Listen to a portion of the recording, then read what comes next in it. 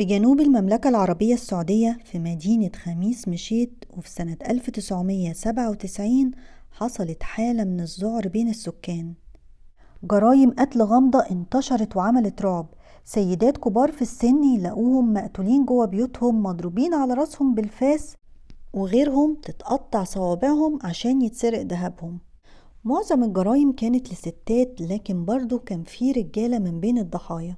ورغم قوة الشرطة والتحريات والمجهود الكبير اللي كانوا عاملينه، لكن لسه السفاح حر، وخميس مشيط بتعاني من الرعب. بداية القصة كانت قبل المشهد ده ب12 سنة. في سنة 1985 كان في شاب سوداني اسمه جاه الله البشير. جاه الله دخل المملكة العربية السعودية بطريقة غير شرعية أو غير نظامية، عن طريق التهريب من البحر الأحمر، واستقر في مدينة خميس مشيط جنوب المملكة. وعشان جاه الله داخل المملكة بطريقة غير شرعية ومعهوش ورق رسمي، ما كانش فيه كتير من الناس بيقبلوا ان هم يشغلوه عندهم، لغاية ما اشتغل عند سيدة كبيرة في السن وعايشة لوحدها. كانت ست طيبة ومتعاطفة مع ظروفه وعايزة تساعده. خلته مسؤول عن الغنم وعلمته ازاي يتعامل معاهم ويكون مسؤول عن اكلهم ونظافتهم. المهم انه بعد شهور من الشغل عندها بإخلاص كسب جاه الله ثقتها جدا. مش بس هي، ده كمان أولادها اللي كانوا بيترددوا على زيارتها باستمرار، اللي كانوا شايفينه شخص طيب وأمين. ومرت سنة وجاه الله بيشتغل عندهم بكل إخلاص، وثقتهم فيه بتزيد، وبقى عارف كل تفاصيل حياتها، حتى امتى الأوقات اللي بتكون الخزنة مليانة فيها بالفلوس. وكان سهل عليه انه يطلع نسخة على مفاتيح البيت. ففكر جاه الله انه يقابل الثقة بالغدر، وانه يستغل ثقتهم فيه ويسرق الفلوس والذهب ويرجع على بلده السودان بسرعة. قال للست وولادها ان هو هيضطر يسيب الشغل عندهم لان عنده ظروف في السودان ومضطر يرجع لبلده. وفعلا ساب الشغل عندهم، لكن ما رجعش لبلده. راح دور على عيلة تانية في نفس المدينة برضو يشتغل عندهم في رعي الغنم.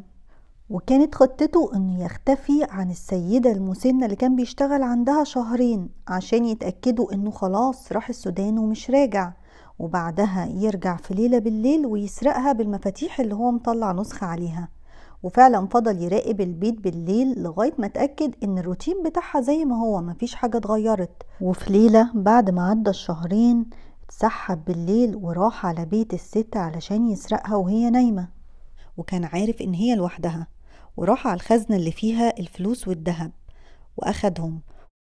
ويظهر انه هو خارج حب يسرق شوية حاجات زيادة، فالست سمعت صوت دربكة بره، فصحيت من النوم وراحت على الأوضة التانية عشان تشوف ايه صوت الدربكة. شافها جاه الله وما ترددش لحظة، وبالفاس اللي كان معاه نزل على راسها ووقعت قتيلة. وجاه الله كان بيمشي ودايما الفاس ده في ايده عشان يبين ان هو واحد من العمالة ومحدش يشك فيه في اي حاجة.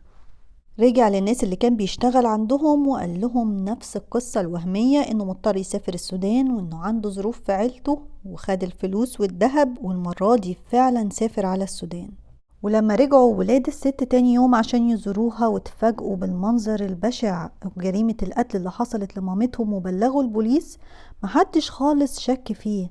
في التحقيقات لما اتسألوا عن أي حد كان بيشتغل عندها في الفترة الأخيرة، قالوا إن جاه الله البشير مشي من شهرين وإنه في السودان، غير إن هما مش بيشكوا فيه وإنه مش ممكن يعمل كده أبدا.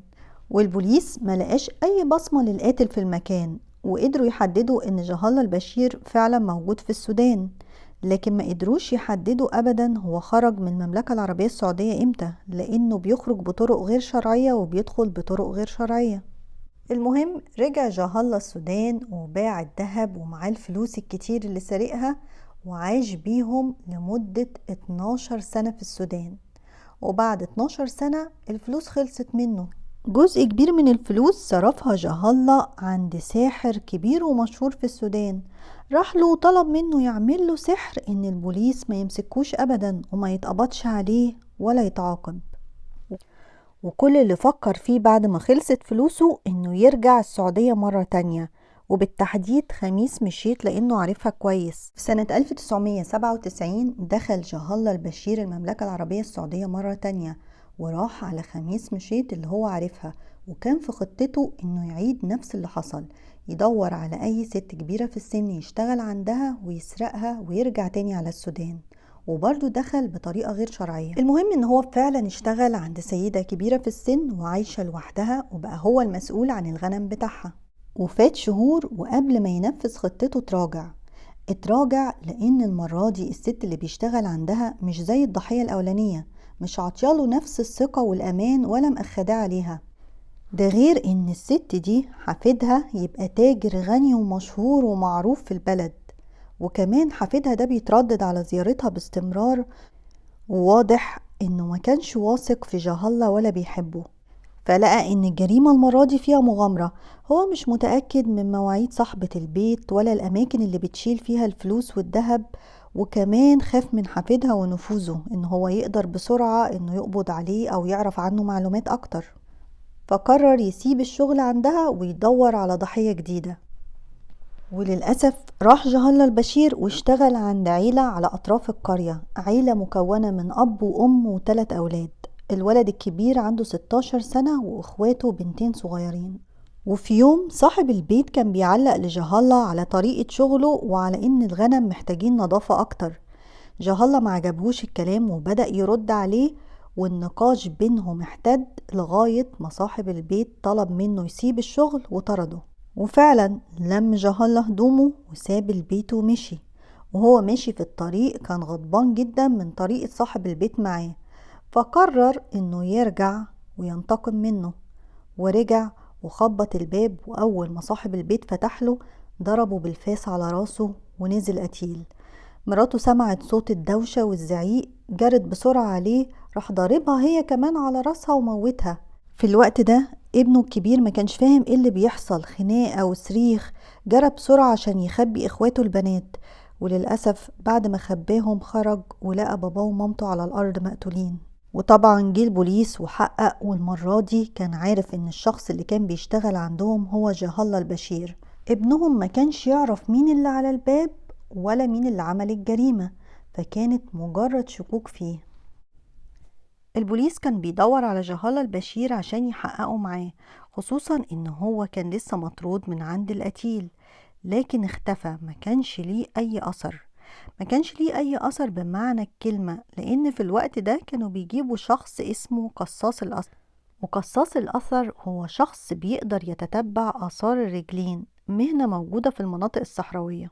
المهم ان وقتها ما قدروش يوصلوا له، وبعدها بدأت تنتشر جرائم غريبة في مدينة خميس مشيط، وبقى الرعب مالي سكانها. من أوحش الجرائم اللي اكتشفوها لما لقوا جثتين لراجل ومراته كبار في السن، مقتولين ومدفونين تحت أكياس كتير من الدقيق في مخزن بيتهم. جهالة بعد ما اشتغل عندهم كام يوم قتلهم وسرقهم، ولأنه عارف إن هما مش بيزوروا حد ولا حد بيزورهم، فقرر إنه يدفنهم تحت أكياس الدقيق. وبعدين أخد واحدة من الغنم وموتها وحطها عند باب البيت، علشان لما حد من الجيران يشم أي ريحة مش كويسة يبص عند الباب يفتكر إن الريحة دي جاية من الغنم اللي ميت، فيأخر اكتشاف الجريمة لغاية ما يهرب. خلاص ما يقدرش يدور على عيلة جديدة يشتغل عندهم، لأن البلد كلها بتدور عليه والبوليس، وبدأت أخباره تملى كل مكان. فقرر إنه هيرجع للسيدة المسنة اللي حفيدها تاجر كبير، بس المرة دي هيرجع يسرقها ويقتلها ويهرب على السودان. وللأسف نفذ الخطة، دخل بالليل وقتلها وسرق الفلوس والذهب وهرب. والست دي كانت متعودة انها كل يوم الصبح بتخرج تشرب الشاي وتتكلم مع جيرانها، ولما ما جاتش التجمع اللي كانوا بيعملوه قلقوا عليها، ولما دخلوا عندها البيت لقوها مقتولة. وأعلن حفيدها مكافأة 100,000 ريال للي يساعد في القبض على جهالة البشير. بدأ الرعب يملى مدينة خميس مشيط، وحوادث محاولات سرقة لستات تانيين وقطع صوابعهم، وتعرف جهالة البشير باسم سفاح خميس مشيط اللي كل الناس بتتكلم عنه والبوليس بيدور عليه في كل حتة. ورغم ان الشرطة محاصرة المدينة والقرى اللي حواليها، بس ما فيش اي اثر لجهالة البشير، وبدأت تنتشر الكلام عن السفاح اللي محدش عارف يقبض عليه، واللي ليه تصرفات غريبة وبيختفي بسرعة وبيجري بسرعة، وبدأ ينتشر كلام على إنه جن أو مسحور. المدينة كلها كانت في رعب، والناس خايفة على أهاليهم الكبار اللي عايشين لوحدهم. وفي واحد من البيوت اللي قاعدة فيه أم لوحدها، راح ولادها وتحايلوا عليها إن هي تسيب بيتها وتيجي تعيش معاهم، لكن زي كتير من الناس الكبيرة مش بيحبوا يسيبوا بيتهم. الأم رفضت وقالت لهم ما أقدرش أسيب بيتي وذكرياتي وأروح أعيش في حتة تانية. اتحايلوا عليها وكل يوم يلحوا عليها مفيش فايدة. فقرر ابنها إن هو يزود لها الحماية على البيت، يعني يعلي سور البيت، يغير البوابات. فراح وأجر واحد من العمال عشان يعللها سور البيت ويعمل لها بوابة جديدة. لكن قدرها إن العامل اللي أجره ابنها كان هو نفسه السفاح اللي مرعوبين منه، جهالة البشير. وبعد يوم واحد من شغله في البيت اتقتلت الست واتسرقت، وهرب جهالة البشير. في الوقت ده بدأت مواصفاته واسمه ينتشر في كل وسائل الإعلام، سفاح خميس مشيط، اللي كل المملكة العربية السعودية بتدور عليه، مش بس مدينة خميس مشيط اللي كانت محاطة ومحاصرة بالشرطة. رعب كبير وإشاعات كتير، وناس بتقول إنه بيتحول لحيوان بالليل وإنه مسحور، عشان كده محدش قادر يقبض عليه. ومرت فترة وصورته واسمه في كل وسائل الإعلام، والشرطة بتدور عليه في كل مكان، لغاية ما في يوم من الأيام واحد كان مارر في المقابر، وفي المقابر شاف منظر غريب.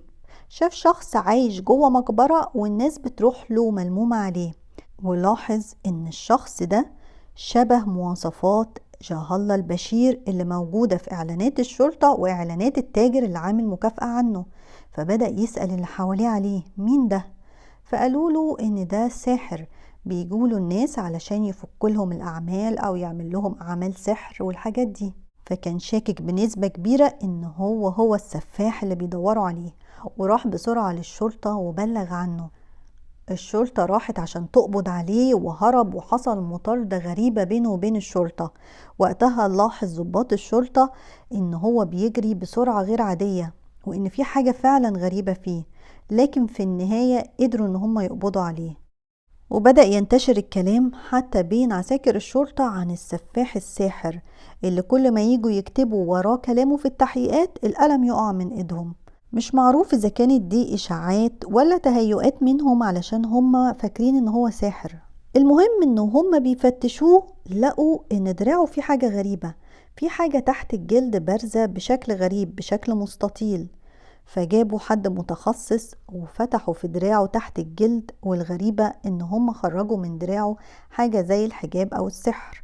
وده السحر اللي كان عمله في السودان علشان ما يتقبضش عليه أبدا ولا حد يلاقيه. بمجرد ما خرجوا السحر من دراعه، جهالة البشير انهار وحس ان هو خلاص مش محمي، وبدأ يعترف بكل جرايمه، من أول الجريمة اللي بقالها 12 سنة، أول جريمة ليه في المملكة العربية السعودية.